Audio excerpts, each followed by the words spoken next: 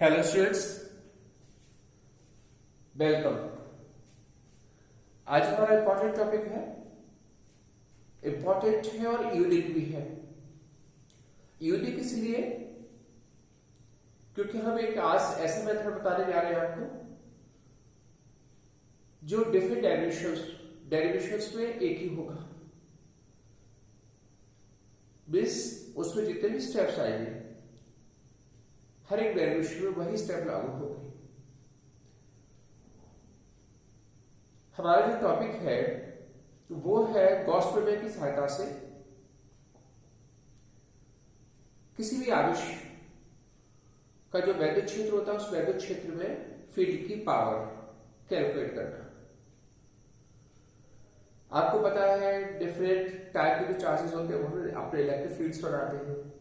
Electric field की जो values होती है वो अलग अलग होती हैं। पॉइंट चार्ज का इलेक्ट्रिक फील्ड अलग वैल्यू का होगा, लाइन चार्ज का जो इलेक्ट्रिक फील्ड होगा वो अलग वैल्यू का होगा। तो there are the different values of the different fields at the different points, सब कुछ। तो हमें डेरिवेशन से हमारे इसे हम सभी डेरिवेशंस को हम एक नाम देते हैं, इस सबको हम एक ग्रुप बना लें तो हम कहते हैं applications of the Gauss theorem. Gauss theorem के अनुप्रयोग कहलाते हैं because we take the help of the Gauss theorem. अब हर एक डेरिवेशन को करने के लिए हमें कौन कौन से स्टेप्स करने होते हैं, तो सभी कॉमन स्टेप्स को हम यहां पर कंसीडर करके चल रहे हैं। तो हमारा क्या टॉपिक है आज का, तो दैट इज वो ये है गॉस प्रमेय का हम प्रयोग कैसे करें, how can we use the Gauss theorem, कौन कौन से स्टेप्स हैं और गॉस थ्योरम का यूज हम कहां कर सकते हैं। तो हमारा बेसिक आंसर होगा to find the field power of any charge. किसी भी आवेश का जो इलेक्ट्रिक फील्ड होता है उसमें फील्ड की पावर को कैलकुलेट करना गॉस थ्योरम से हम करते हैं। कौन कौन से स्टेप्स होते हैं, तो पहला स्टेप हमारा ये होता है कि हमारा जो भी आवेश दिया जाएगा उस आवेश का सबसे पहले इलेक्ट्रिकल लाइन ड्रॉ करेंगे। फर्स्टली जिस दिए गए आवेश की वैद्युत बल रेखाएं खींचना। वैद्युत बल रेखाएं कैसी होती है शायद आपको थोड़ी बहुत क्लियर होगी। एक विद्युत आवेश की जो वैद्युत बल रेखाएं होती है वो रेडियल होती है, त्रिज्यीय के रूप में होती है। गोली कोश की वैद्युत बल रेखाएं भी इसी प्रकार की होती है। गोली चालक की वैद्युत बल रेखाएं भी इसी तरह की होती है। लेकिन लाइन चार्ज रेखीय आवेश की जो वैद्युत बल रेखाएं होती है वो पैरेलल होती है। एक शीट चार्ज की भी वैद्युत बल रेखाएं समानांतर होती है। तो डिफरेंट चार्जेस की जो इलेक्ट्रिकल लाइन्स होती है वो डिफरेंट डिजाइन की होती है। तो पहला स्टेप कौन सा हुआ, जो भी हमें आवेश दिया हुआ है जिसके हमें फील्ड की पावर निकालनी है उसकी सबसे पहले हम इलेक्ट्रिकल लाइन्स ड्रॉ करेंगे। It is the first step. यहाँ पे इलेक्ट्रिकल लाइन्स ड्रॉ की गई है, ये विद्युत आवेश की इलेक्ट्रिकल लाइन्स ड्रॉ की गई है, ये रेखीय आवेश। उसका सेकंड स्टेप क्या होगा, स्टेप नंबर 2, हमें जिस पॉइंट पर फील्ड के जिस पॉइंट पर हमें फील्ड की पावर निकालनी है, उसकी इंटेंसिटी निकालनी है, उस पॉइंट से पास होता हुआ हम एक क्लोज सरफेस खींचेंगे, एक बंद पृष्ठ खींचेंगे जिसे हम कहते हैं गॉसियन पृष्ठ खींचेंगे उस बिंदु से गुजरता हुआ।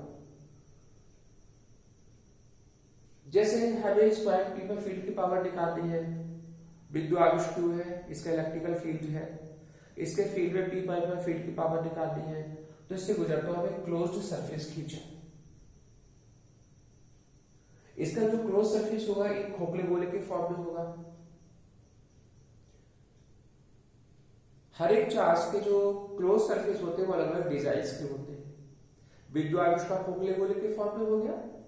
लाइन चार्ज का जो क्लोज्ड सरफेस होगा, रेखीय आवेश का जो बंद पृष्ठ होगा वो एक बेलन की फॉर्म में होगा, it'd be like a cylinder.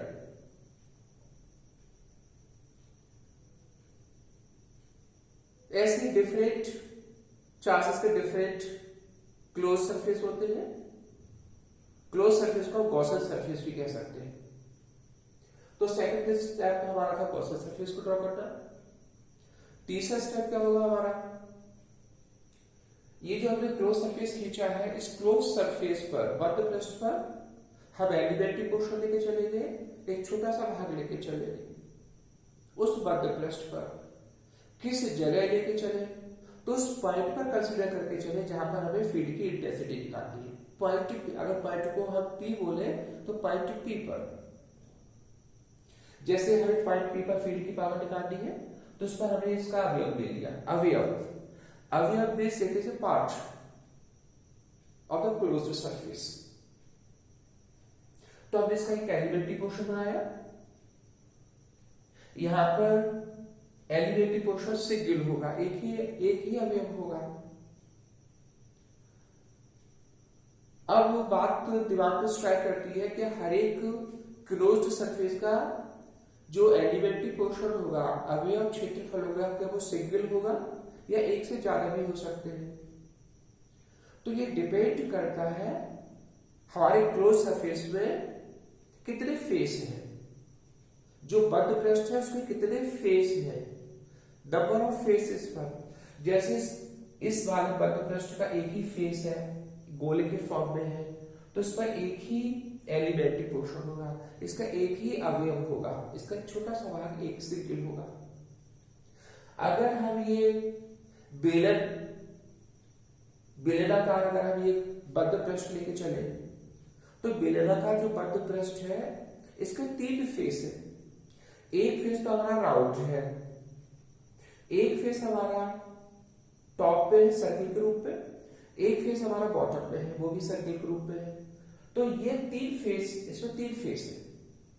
जब इसमें 3 फेस है तो हमें यहां पर हर एक फेस में एलिमेंट्री पोर्शन लेके चलेंगे, अवयव क्षेत्रफल लेके चलेंगे। इस वाले फेस में हम एलिमेंट्री पोर्शन लेके चलेंगे, ऊपर वाले फेस में एलिमेंट्री पोर्शन लेके चलेंगे, नीचे वाले फेस में भी हम एलिमेंट्री पोर्शन लेके चलेंगे। मतलब जितने भी फेसेस होते हैं उस हर एक फेस में हम एलिमेंट्री पोर्शंस लेके चलते हैं, अवयव भाग लेके चलते हैं। और जहां भी हम अवयव भाग लेके चलेंगे वहां पर हम 2 वेक्टर ड्रॉ करते हैं। एक वेक्टर ड्रॉ करते हैं DA vector. DA vector base जो अवयव भाग लिया है उसका एरिया वेक्टर स्मॉलर पार्ट होगा, तो एरिया वेक्टर भी स्मॉलर होगा DA. At the second is the field vector. जो हमारा इलेक्ट्रिकल फील्ड वेक्टर होता है वो इलेक्ट्रिकल लाइंस की डायरेक्शन में होता है। तो D vector and E vector, ये 2 वेक्टर्स ड्रॉ करते हैं हर एक एलिमेंट्री पोर्शन पर जहां भी हमने कंसीडर किया। जैसे हमने एलिमेंट्री पोर्शन हमारा ये है तो हमने डी वेक्टर ड्रॉ किया, ई वेक्टर ड्रॉ किया। यहाँ पर हमारे एलिमेंट्री पोर्शन 3 जगह है कि उसके 3 फेस है, तो यहाँ पर हमें 3 एलिमेंट्री एरिया वेक्टर ड्रॉ करने होंगे। इस यहाँ पर जो एक एलिमेंट्री एरिया वेक्टर होगा D1 वेक्टर, यहाँ पर फील्ड वेक्टर होगा E1 वेक्टर, यहाँ पर दूसरा एलिमेंट्री एरिया वेक्टर होगा D2 वेक्टर ऊपर की तरफ, क्योंकि हमारा जो फेस है इसका जो नॉर्मल होगा, इसका जो अभिलंब होगा वो ऊपर की तरफ होगा। हमारा जो अवयव क्षेत्रफल का जो एरिया वेक्टर होता है हमेशा फेस के नॉर्मल होता है, उस फेस के अभिलंब डायरेक्शन में। तो D2 वेक्टर ऊपर की डायरेक्शन में होगा। यहाँ पे जो फील्ड वेक्टर होगा इलेक्ट्रिकल लाइंस होगी E2 वेक्टर इस डायरेक्शन में होगा। अगर नीचे वाला फेस लेके चले तो DA3 वेक्टर नीचे की डायरेक्शन में होगा, E3 वेक्टर इस डायरेक्शन में होगा। तो कहने का मतलब हमारे जितने भी फेसेस है उन सभी फेसेस में हम एरियाज वेक्टर ड्रॉ करेंगे, DA वेक्टर ड्रॉ करेंगे एट द फील्ड वेक्टर। उसके बाद इसी स्टेप पे हम उस अवयव से गुजरने वाला flux d phi e calculate करेंगे। उस अवयव पोर्शन से गुजरने वाला विद्युत फ्लक्स, अवयव पोर्शन एक छोटा सा भाग है तो नेचुरल से जो इलेक्ट्रिकल लाइंस गुजरेगी, विद्युत फ्लक्स क्या होता है, electrical lines passing through the given region. जो भी हम पोर्शन लेके चलते हैं उससे गुजरने वाली विद्युत बल रेखा है, तो अवयव क्षेत्र से गुजरने वाली विद्युत बल रेखा हम कैलकुलेट करेंगे, जिसे बोलेंगे d phi e। कौन सा फॉर्मूला लगाएंगे d phi e? d phi is equal to e vector dot d vector।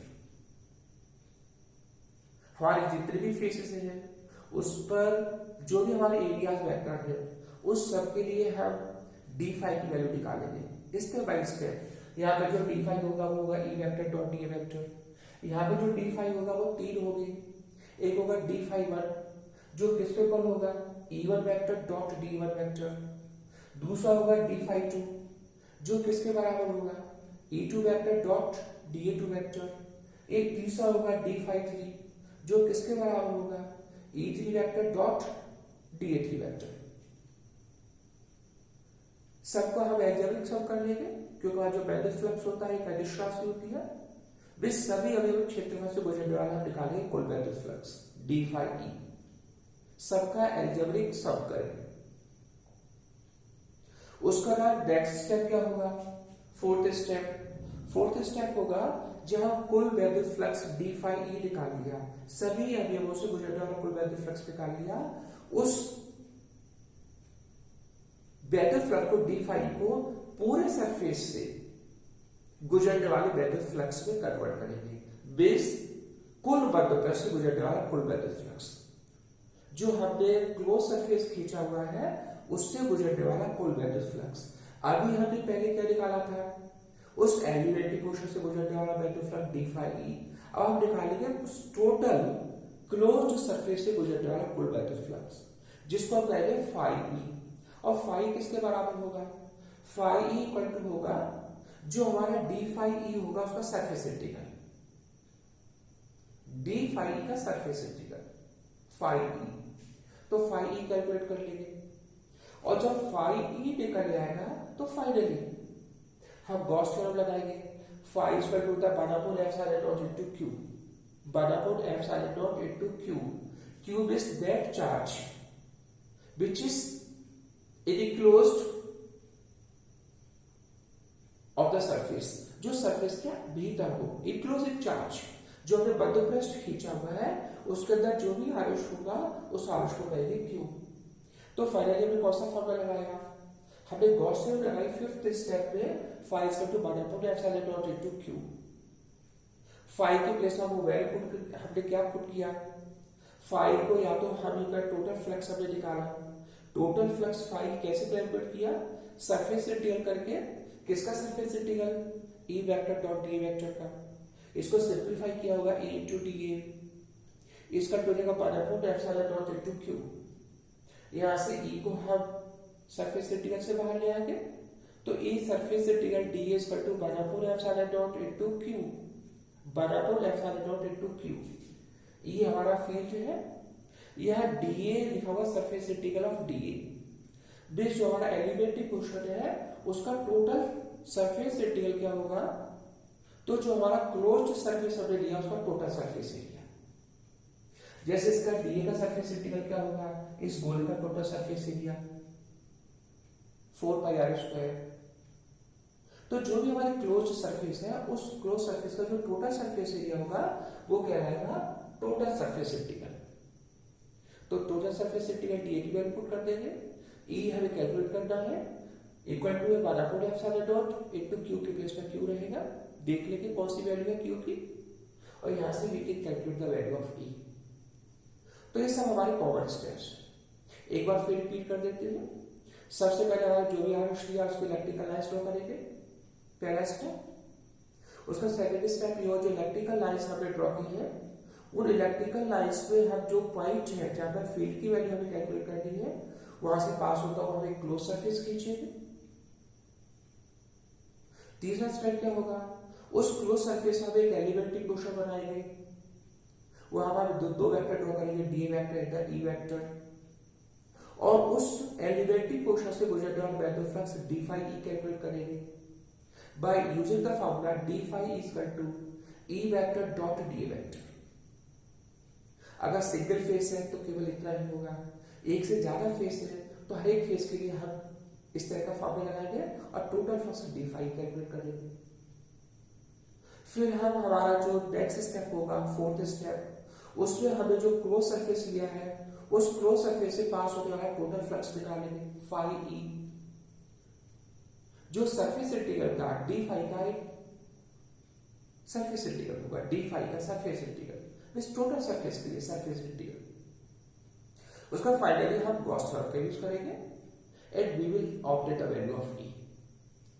तो देखो हमने जितने भी फील्ड्स निकाले होंगे हर एक में यही काम किया, सब में एक जैसा काम है।